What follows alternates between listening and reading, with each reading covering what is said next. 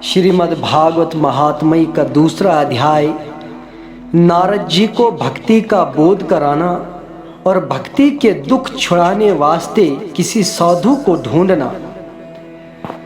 नारद जी ने सित्री रूप भक्ति से कहा, अब तू अपनी चिंता छोड़कर श्री कृष्ण जी के चरणों का ध्यान लगा। उनका स्मरण व ध्यान करने से सब दुख तेरा छूट जाएगा। जिस समय राजा दुर्योधन ने सभा में दुशासन ने द्रौपदी का चीर खींचकर नंगा करना चाहा था, उस समय द्रौपदी के ध्यान करने से नारायण जी ने चीर बढ़ाकर उसकी लज्जा रखी। और जब गजेंद्र का पैर ग्रह ने पकड़ा और उसका प्राण बचाने वाला कोई नहीं रहा, तब हाथी के स्मरण करते ही विष्णु भगवान ने पहुंचकर गजेंद्र के प्राण ग्रह से बचाया। हे भक्ति, तू बैकुंठ नाथ को प्राणों से भी अधिक प्यारी है। वह तेरे वास्ते नीच जाति में भी जहां तेरा वास रहता है, वहां आनकर उनका उद्धार कर देते हैं। सतयुग और त्रेता और द्वापर में सज्जन लोग बहुत सा यज्ञ व तप व दान व धर्म करने से मुक्ति पाते हैं। कलयुग में केवल तेरी कृपा से सब जीवों का उद्धार हो जाता है।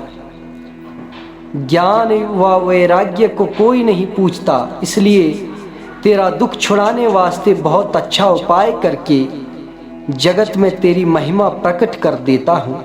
जिनके हृदय में तेरा वास रहेगा, वह लोग पापी होने पर भी यमराज का कुछ डर न रखकर तेरी दया से बैकुंठ धाम को चले जाएंगे।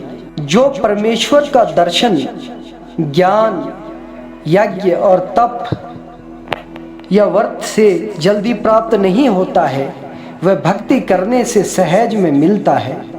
जिन्होंने हजारों वर्ष नारायण जी का तप किया है, उन्होंने भक्ति पाई है।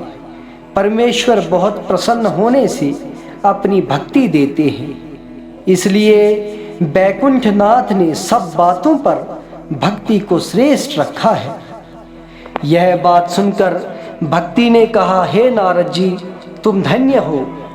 जिस तरह आपने मुझे धैर्य दिया, उसी तरह मेरे बेटों को भी जो अचेत अवस्था में पड़े हैं जगाओ। जब मेरे उठने व पुकारने से ज्ञान व वैराग्य ने आँख भी नहीं खोली, तब मैंने वेद का वचन व गीता पाठ पढ़ना आरंभ किया। उसके सुनने से उन्होंने अपनी आँख खोलकर उठने के वास्ते प्रयास किया, पर निर्बलता से फिर अचेत हो गए। जब यह हाल देखकर मैं बहुत चिंता करने लगा कि ज्ञान व वैराग्य किस कारण नहीं उठ रहे, तब यह आकाशवाणी हुई कि हे नारद, क्यों इतना सोच करते हो? बिना सत्संग नहीं जागेंगे। इनकी संगति करने के वास्ते साधु खोजो। यह वचन सुनते ही वहां से साधु ढूंढता हुआ यहाँ तक पहुंचा, पर कलयुग होने से कोई साधु इच्छा पूर्वक नहीं मिला। इसी चिंता में बैठा था कि आपका दर्शन प्राप्त हुआ। सो आप लोग ब्रह्मा के पुत्र, बड़े योगी व ज्ञानी, सदा बाल अवस्था रहकर केवल कथा रूपी धन आपके पास रखते हो, और तुम्हारी तपस्या का फल कोई वर्णन नहीं कर सकता। किस वास्ते कि आपने जय और विजय बैकुंठ के द्वारपालों को पृथ्वी पर गिरा दिया। ऐसी सामर्थ्य सिवाय तुम्हारे दूसरे में नहीं है। जिस तरह आपने दया करके अपना दर्शन मुझे दिया, उसी तरह भक्ति व ज्ञान व वैराग्य का दुख छुड़ाकर उनको सुख दीजिए, जिससे चारों वर्ण के आदमी तुम्हारा यश गावे व कलयुग वासियों का मन शुद्ध व पवित्र हो जाए। यह बात सुनकर सनत कुमार बोले, हे नारद जी, तुम उदासी छोड़कर कुछ चिंता मत करो। जितने श्याम सुंदर के दास हैं, उन सब में तुम श्रेष्ठ हो। आपको भक्ति का दुख छुड़वाने के वास्ते उपाय करना उचित है। पिछले समय के महात्मा व ऋषिवरों ने ज्ञान व धर्म के अनेक संसारी मार्ग आदमियों को वैकुंठ पहुंचाने के वास्ते बनाए हैं, पर उन कठिन मार्गों पर किसी से चला नहीं जाता और वह राह बताने वाला गुरु भी जल्दी नहीं मिलता। इसीलिए जो कोई श्रीमद् भागवत सच्चे मन से सुने उसको वह राह मिलती है। जो कथा सुखदेव जी ने राजा परीक्षित को सुनाई थी, वही कथा सुनने से भक्ति व ज्ञान व वैराग्य को भी सामर्थ्य होकर दुख उनका छूट जाएगा। परमेश्वर के चरणों में प्रेम बढ़ाने के वास्ते इससे उत्तम कोई दूसरी राह नहीं है। यह बात सुनकर नारद जी बोले, महाराज, मैंने वेद व गीता का पाठ पढ़कर ज्ञान व वैराग्य को बहुत जगाया, पर उन्होंने उठने की सामर्थ्य नहीं हुई। श्रीमद् भागवत कहने से किस तरह जागेंगे? सनत कुमार जी ने कहा, नारद, सब वेदों का सार श्रीमद् भागवत समझना चाहिए। उसके एक एक श्लोक व पद में वेदों का अर्थ इस तरह भरा है, जिस तरह दूध में घी रहकर जब तक उसको उपाय के साथ दूध से नहीं निकालते तब तक घी का स्वाद दूध में नहीं मिलता।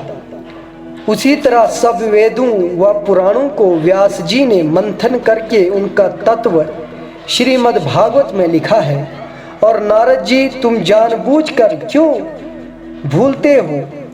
4 श्लोक मूल श्रीमद् भागवत के नारायण जी ने ब्रह्मा को उपदेश किए और तुमने उनसे सुनकर वेद व्यास जी से कहा। वेद व्यास जी ने उन्हें विस्तार पूर्वक लिखकर भागवत पुराण बनाया। वही कथा सब किसी का दुख छुड़ाने व संसार रूपी समुद्र से पार उतारने वाली है। यह वचन सुनते ही नारद जी हाथ जोड़कर बोले, आपने बड़ी दया करके ये हाल कहा है। वह हमारे भाग्य जो आपका दर्शन मिला, बिना भाग्य के सत्संग नहीं मिलता। अब ये बतलाइए, इस भागवत रूपी ज्ञान यज्ञ को किस तरह से, कहाँ पर करना चाहिए और कितने दिन में यह यज्ञ संपूर्ण होता है?